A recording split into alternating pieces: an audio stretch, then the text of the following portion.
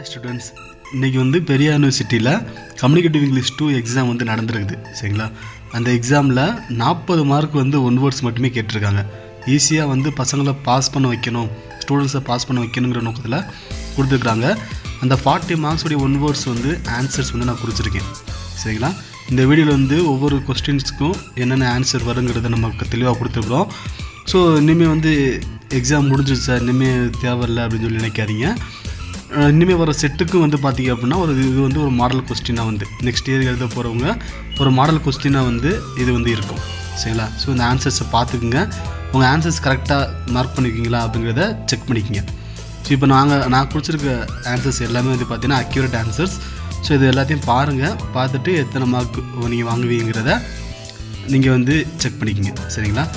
So இந்த video full one word ரிலேட்டடாக தான். இன்னும் நெக்ஸ்ட்டு எஸ்ஏஸு and paragraph section B and section சியில் வந்து பார்த்திங்கன்னா ரைட் பண்ணுற மாதிரி, அப்புறம் கிராமர், அதாவது கிராமர் ஆட் பண்ணுற மாதிரி சில விஷயங்களாக இருக்குது. அதையும் வந்து நான் இன்னொரு வீடியோ வந்து நான் போடுறேன். ஸோ இந்த வீடியோ வந்து முழுக்க அந்த பார்ட் 1 மார்க்ஸ் மட்டும்தான் நோட் பண்ணி கொடுத்துருக்கேன். ஸோ கண்டினியூவாக அது வந்து பாருங்கள்.